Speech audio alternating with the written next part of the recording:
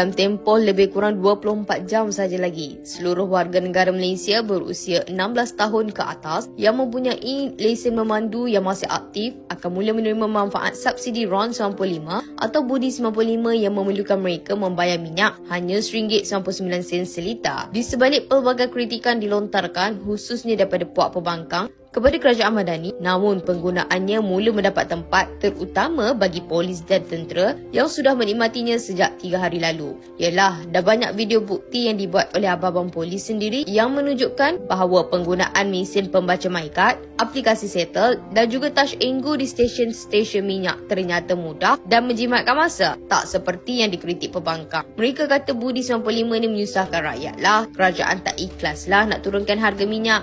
Sampai macam-macam syarat dikenakan semata-mata nak dapat harga rendah 6 sen saja. Dan macam-macam lagi lah. Sampai bila kerajaan suruh aktifkan lesen memandu pun, mereka marah dan pertikai. Sebenarnya kebijaksanaan PMX Datuk Seri Anwar Ibrahim dalam meletakkan syarat wajib ada lesen sah ni sangatlah bijak. Ini kerana rupa-rupanya ada maklumat mendedahkan yang sebanyak 2.3 juta lesen sebenarnya dah 3 tahun tamat tempoh. Atau senang cakap lesen mati tak dihidupkan. Kiranya sama ada mereka ni tak renew lesen dan memandu tanpa lesen sah atau memang dah tak memandu terus. Patutlah puak pembangkang bising sangat. Mungkin mereka juga tergolong dalam kalangan yang memandu tanpa lesen kot kan. Bab lesen pun kata kerajaan tak bela Melayu. Sedangkan lesen memandu tu sangat penting bagi memastikan keselamatan rakyat terjaga. Yelah, buatnya tak renew lesen tapi duk pandu sesuka hati membuta tuli kan dah mengancam nyawa orang awam. Jadi buat mereka yang ada lesen memandu tapi tak aktif, silalah cepat-cepat aktifkan. Bukannya mahal mana pun, dah nama pun rakyat Malaysia, ikut sajalah undang-undang dan peraturan yang kita ada. Janganlah buat macam negara ni bapak kita yang punya. Oh ya, agak-agaknya lesen memandu Presiden PAS masih aktif lagi ke tak ya? Kalau sudah tak aktif lagi, memang tak layaklah diterima subsidi. Tapi sebagai Presiden Parti Islam se-Malaysia, dia sepatutnya bayarlah sama-sama trafik yang bernilai RM15,550 ni. Bukannya sikit nilainya. Dah lama pula tu tertunggak. Sepatutnya dia tunjukkanlah contoh yang baik kepada penyokong tegarnya agar patuh kepada undang-undang jalan raya. Kalau klaim ulama tapi jenis langgar peraturan sampai kena saman berbelas ribu ringgit ni, maka itu bukanlah ulama yang baik. Patutlah perangai penyokong mereka pun tak semenggah mana. Tengok sajalah bagaimana Tuan Guru merangkap presiden sendiri yang tak boleh nak patuh undang-undang negara. Usahlah sembang pasal undang-undang hudud. Kalau undang-undang trafik pun presiden PAS tak nak patuh. Sungguh memalukan.